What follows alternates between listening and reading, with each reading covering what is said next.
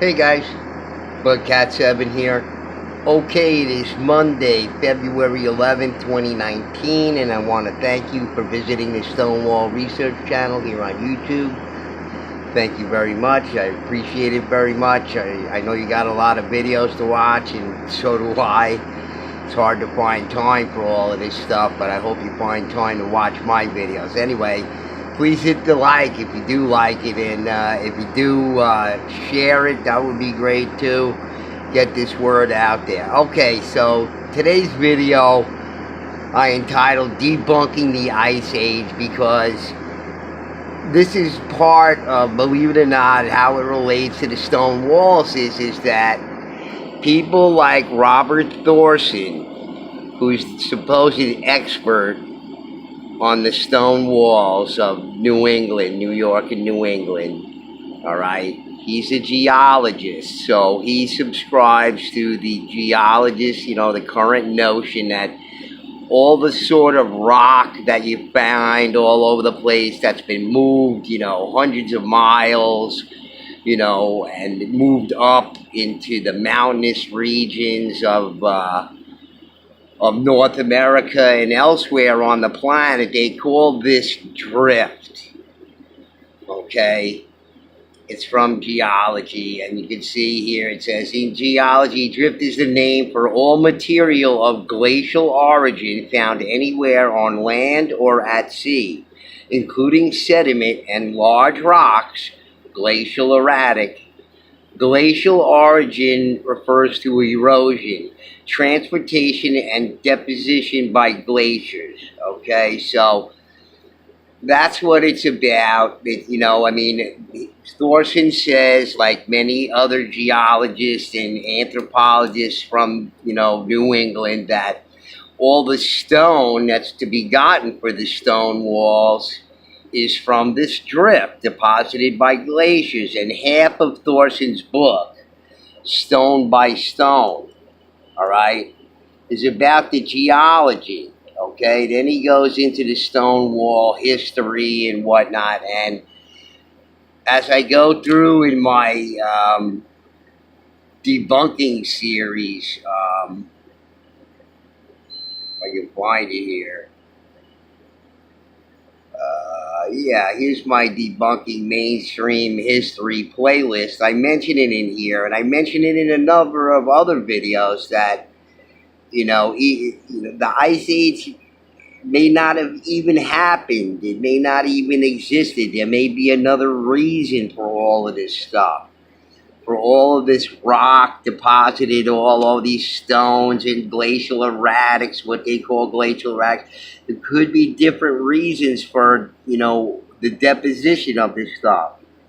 And when the theory came about, and again, I don't know if some people, probably 95% of even my audience, and I hear other alternative researchers, they often refer to the Ice Age and whatnot, and, there's people who challenge this idea, back when it first came out by this guy, Louis Agassiz, okay? He was a Swiss-American biologist and geologist that proposed a theory, okay? It's not a fact, okay? I think there's plenty of people, like I said, probably even a majority of my audience here, who believe that the Ice Age is some sort of fact or something like that. It's not. It's a theory developed by this Agassiz guy, okay, in 1837, okay? And it says here, in 1837, Agassiz proposed that the Earth had been subjected to a past ice age. He presented the theory to the Helvetic Society that ancient glaciers had not only flowed outward from the Alps, but that even larger glaciers had covered the plains and mountains of Europe, Asia, and North America, smothering the entire northern hemisphere in a prolonged ice age, okay? So there's people who challenge that on very good grounds. One of them back then was a guy named Henry Hoyle Howarth, Sir Henry Hoyle Howarth, who is, according to this, an amateur geologist at a time where geology was a brand new thing. People everything that has an ology on the end of it, okay, that's all new stuff. That's, it's not like, it's thousands of years old, even hundreds of years old. Though anything with an ology on the end of it is brand new sciences. We think we know a lot of stuff, we really do, but they still not sure where electricity comes from, how it's created, magnetism, even what keeps you up on a bicycle or a motorcycle. They don't understand why people just don't fall right down on the ground. They don't understand the science of these things fully. They know what it does. They can create it. They can do a lot of different things, but they don't know how that happens. You see? We're not as smart as we think we are. But anyway, back to this guy, Henry Hoyle Howarth. He was a contemporary of Estes. And, one of his things was catastrophism. Okay? I'll just read to you from this little Wikipedia because it covers it well enough. Howarth rejected the uniformitarianism of James Hutton and Charles Lyell. He attacked the Ice Age theory in his book, The Mammoth and the Flood. He defended a form of neo-diluvialism that catastrophic floods had devastated large areas of the earth. He did not believe in a global flood, so he wasn't a religious nut thinking, it's the flood of the Bible. And back to the flood of the Bible or anywhere else that anybody else mentions. You hear about that all the time, the flood, the flood, the flood, the flood, the flood. Okay, well, what caused it? What happened to cause this supposed flood or any of these floods? Does anybody get to the bottom of that, or can we get to the bottom of that? Maybe not even, who knows, but, there's that part of it too, what caused it, and, there's people in contemporary times. I'm just talking about the people back then. So anyway, he did not believe in a global flood and considered the biblical deluge just one of the many flood myths to support his theory. He used geological evidence to support his theory in The Glacial Nightmare and the Flood, 1893. In 1905, he wrote another book, Ice or Water, that attempted to refute the glacial theory in detail. Professional geologists were not convinced by his theory, okay? So, professional geologists at a time where geology was in its nascency, they hardly knew anything. Okay, even by that time, they don't know what we know now and everything else. But even then, they're sticking to Aziz's theory of the Ice Age. And, there's even more contemporary scholars, very smart guys who refuted this. Okay, there may be another reason. People going back to the flood. People say, well, it must have been a meteor or an asteroid or, all sorts of different theories. But one of them is, by a man called Velikovsky, okay?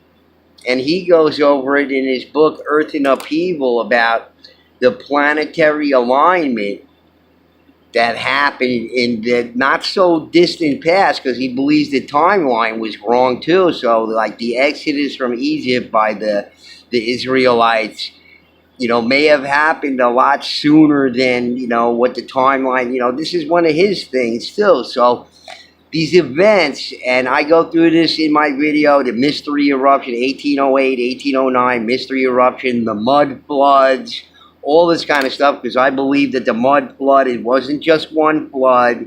It was a series of floods, like a lot of these other people believe, like, including Henry Howarth, He believed it was a series of floods that was this catastrophe back then. And, this follows along with the Thunderbolts project. And if you follow along with their videos, I showed this in one of my other videos, that this guy, Andrew Hall, a researcher, very educated guy with a big, sheepskin, lots of paperwork to follow him, with the Thunderbolts project. he did a video called The Arc Blasted Earth, okay? And he's talking about evidence of this arc blasting that happened on the Earth by this planetary alignment that Velikovsky talks about, okay? Supersonic shock, okay? Arc blast event. There's no question that landforms like this are the result of a single coherent event. It belies any uniformitarian process. The triangular buttress formed normal to the trajectory of the shock wave that created them, and they were layered in place by winds.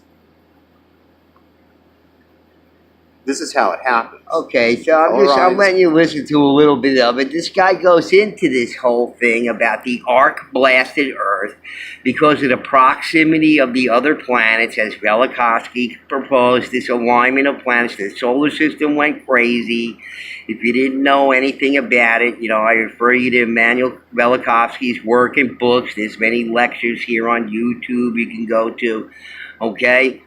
And, you know, here is contemporary work in 2016 at the Thunderbolts conference. You know, this guy, Andrew Hall, has been a lecturer there before, and he talks about how the Earth has been, like, you know, blasted by hypersonic winds and all this kind of stuff. And these blasts obviously let stone loose and everything. We find all of these, you know, scientists wonder why so many meteors came from Mars, you know, because I guess the scarring on Mars. And the Thunderbolts project goes into that too. That scar has, you know, Fibonacci, you know, patterns to it. And, you know, I'm not going to go into the whole Thunderbolts thing, but I refer you to it, okay? Because Velikovsky was a guy in his book, all right, Earth and Upheaval, that disputed the Ice Age theory, okay? Along with another fellow called William Corliss, okay, in his book, okay.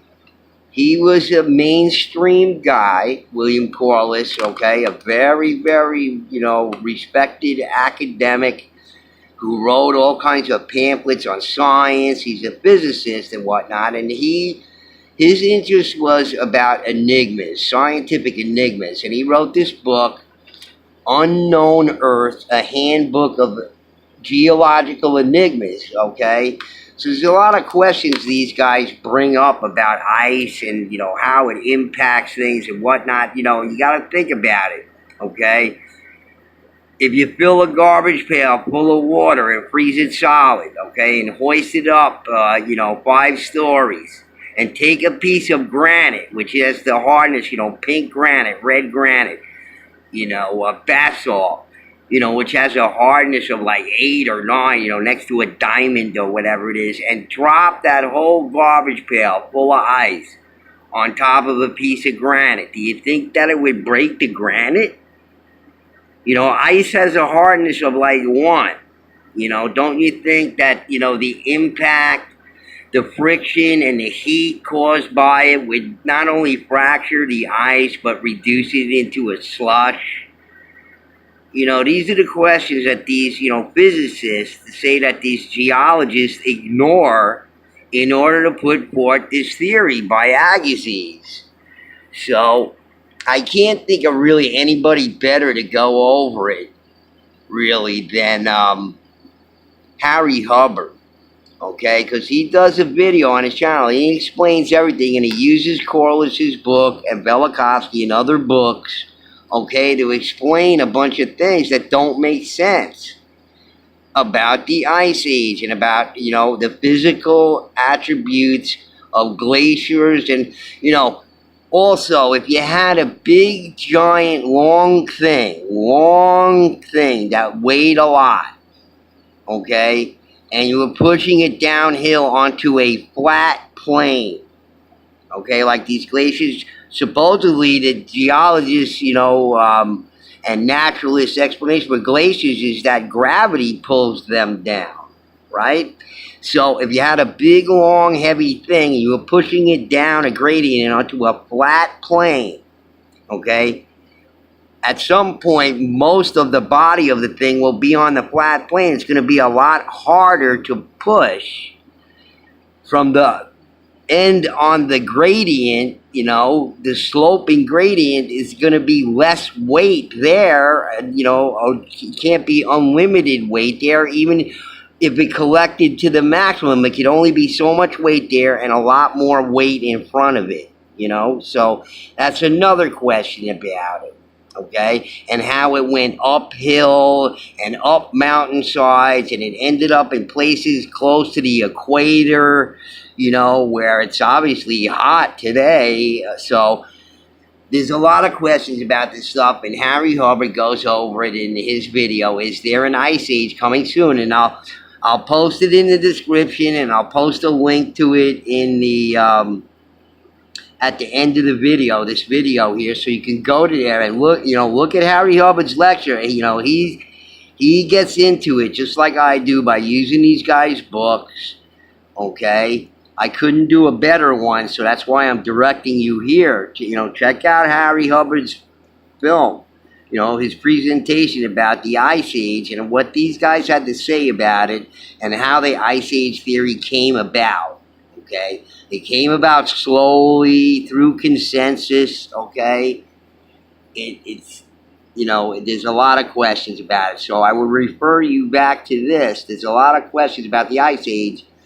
And another reason for why, you know, the Earth, you know, is shaped the way that it is, you know, how mountains were created, all this kind of stuff, and how possibly, because of the Grand Canyon, I mean, another Fibonacci pattern there, okay? And Clint Steele goes on over this on his Chronos channel as well, okay, and shows all the different patterns that, you know, Velikovsky found in the past to corroborate his ideas about the planetary alignment.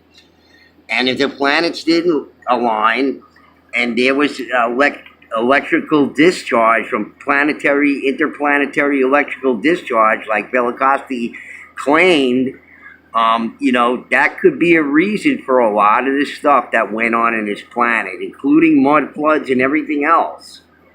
And all the weird, you know, stuff that was going on, and even up until, you know, the recent past. So, as I said again, you know, Harry Hubbard goes through it in his video. Just listen to a little bit of it here. Rocks like our modern day bulldozers can't even attempt. Striations indicating northward motion, which I've already showed you. Boulder trains and associated erosion that seem to demand cataclysmic flooding.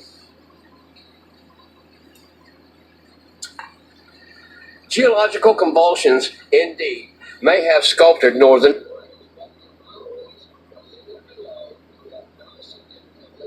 reduced the number of Ice Age believers. And I don't think that this video here will be, as far as the geologist goes, he's not going to throw in the towel and say, okay, I don't believe in ice ages or ice glaciers theory. This Harry Hubbard, he just doesn't know what he's talking about. They make their living teaching what I am opposing here, okay? So it's not going to change their attitude, and they're not going to think past their nose. But I'm going to be showing you a lot of information here that don't make a whole lot of sense if you think. The drift phenomena around the world have been interpreted by many geologists in terms of the glacial theory. A great many problems of a fundamental nature are involved with this interpretation. The cause of the ice ages has never been determined. That's interesting, isn't it? All of these facts suggest that the reality of the ice ages has not been proved. All right, but are they going to stop teaching it? No. There are many things that have not been proved, but does that stop anyone from teaching it? No, they teach it as fact, and they always will, they always have, and that's how they make their money. If there was a geologist trying to get on at some college, or even a Christian university, complaining that there ain't no ice ages, like me, for instance, that there was no ice age, there's no proof of glaciation, you think they'd get hired? No, I doubt it. The mantle of unconsolidated material similar to that of Europe and North America also occurs in parts of India, in South Africa, the tropical zones of South America, and in many mountainous areas of the world, usually referred to as drift. The word drift means anything you want it to.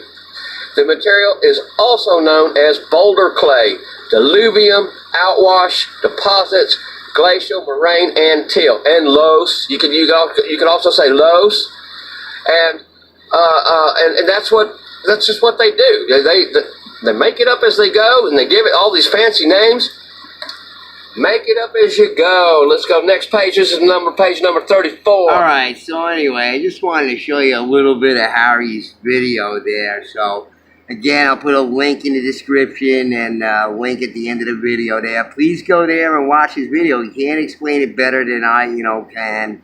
I can't explain it better than he can. So, I take a look at it. Okay, just take a look at it because up in Vermont, where I was with Jimmy, we noticed something about the stones there. They were all of the same variety, and Jimmy was saying, well, you can't find any of these kind of stones around here.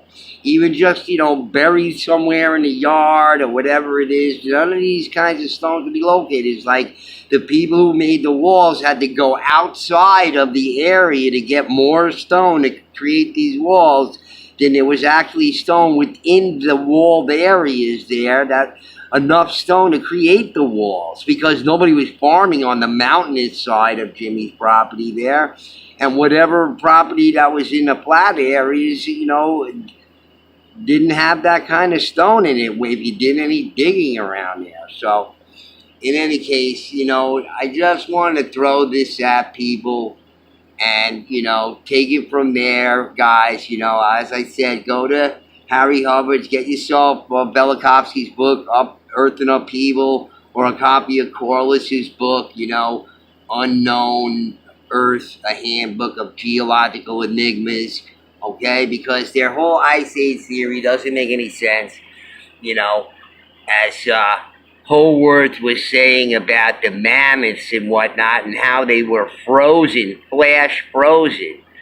And even C.W. Saram in his book, The First American, said, ice ages, take long periods of time. They don't happen 1, 2, 3, where, there's this tropical lush vegetation and then all of a sudden the next day it's 30 below zero. It doesn't happen like that. So, just something to think about, guys, Look at this stuff. And, of course, look at Harry Hubbard's video on his channel here. It's great stuff. So check it out, guys. Anyway, I just want to throw that at everybody. That's why I say what I say. I'm sure there was people saying, what's he talking about? There may not have been an ice age. Of course there was an ice age. No.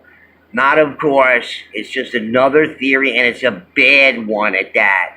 It's totally, guys like Thorson are doing us all a very big disservice. Not only with the history, the crummy history of the geology, but also his crummy history of the stone walls, which again, in my debunking series, okay, my first video has 2,000, almost 2,700 views. It's pretty popular. The rest of the videos, you got to go through them because I not only talk about the mystery eruption, the year without a summer, the mass exodus out of the States here, and, during the time when Thorson claims they were all building stone walls, these places were empty, they couldn't grow food there. Food is everything. You can't live without food, so the whole thing is ridiculous.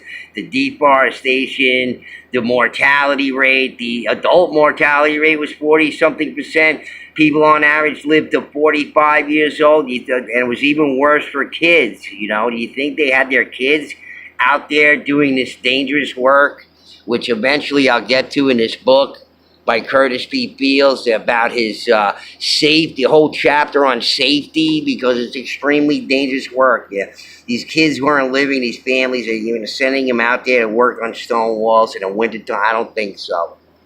Okay, it's very dangerous. All kinds of stuff in there in my debunking of logistics, what people were doing. The cheap trade at that time, and people wanted to make money. They didn't want to make no money farming in these lousy areas. Okay, so go through that, guys. My playlist on my debunking series. Go through all the videos there, because there's lots of different reasons. I go by Thorson's stuff, you know, what he claims one by one, and I debunk all that stuff. So, in any case, guys, just wanted to throw this stuff at you while I had it in my mind, because I mentioned that there may have not have been an ice age before in my videos, and probably a lot of people were saying, well, what the heck is he talking about? You know, and of course there was an ice age, but no, it's just another, you know, crummy theory that doesn't even, you know, physicists that can't even agree with it. Defies physics. All right, guys. Anyway, thanks a lot. Please do hit the like button if you like the video, and I'll see you at the next one. Peace.